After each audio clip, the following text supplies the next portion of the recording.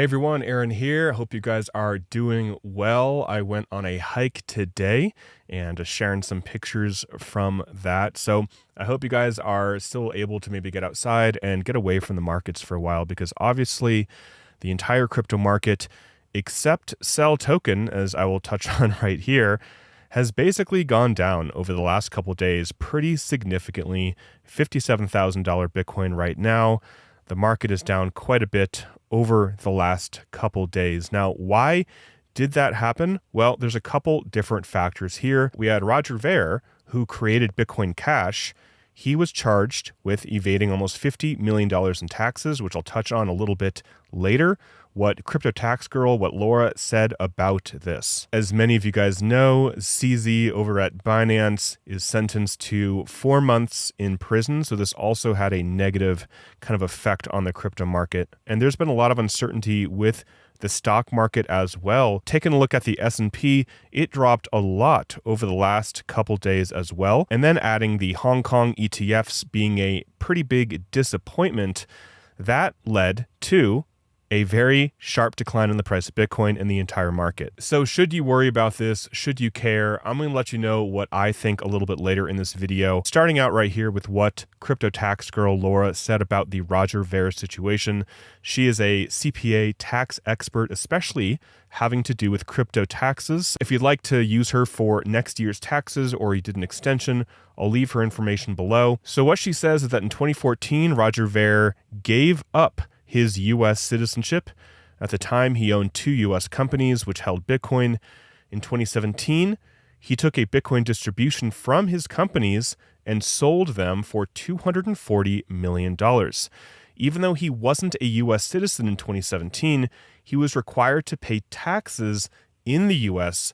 on these distributions because they were from U.S. companies. And now in 2024, 10 years after he renounced his U.S. citizenship, the IRS is charging him with tax fraud. So he's not even a U.S. citizen. He renounced his citizenship 10 years ago, and the U.S. wants more money from him, and they are apparently trying to extradite him from, I believe, Spain. So what's happening with CEL Token? Well, they burned most of the entire supply of CEL Token the day that CZ over at Binance was sentenced.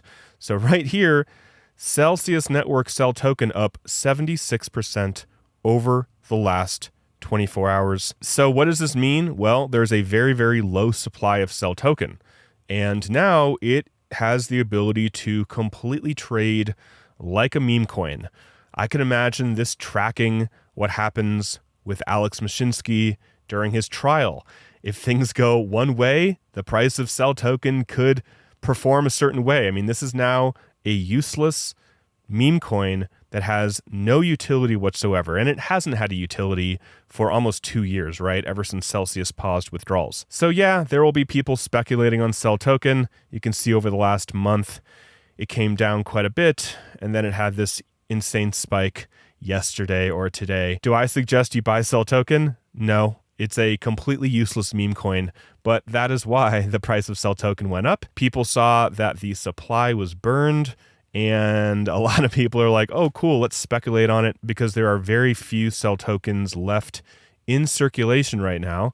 So therefore, people think that they have a higher opportunity of manipulating the price and pumping it, selling it, dumping it, etc. So Binance's CEO, CZ, sentenced to 4 months in prison. What he said is that he thanks everybody for their support. He will remain a passive investor and holder of crypto. He says that compliance is super important now. A silver lining of this whole process is that Binance has been under the microscope, and all funds are safe. And it's been said that he will be possibly the richest person to ever go to prison. They aren't taking all of his money. I believe he will still technically have several $1 billion of net worth when he gets out of prison in 4 months. So let's talk about the price of Bitcoin, and am I worried? Do I care? What does this mean? Etc. So right now, Bitcoin is still very correlated and tied to equities, to the NASDAQ. Taking a look right here, Bitcoin percentage drawdown from all-time high. So the last year of the halving, 2020, we can see that there were insane drawdowns from the all-time high.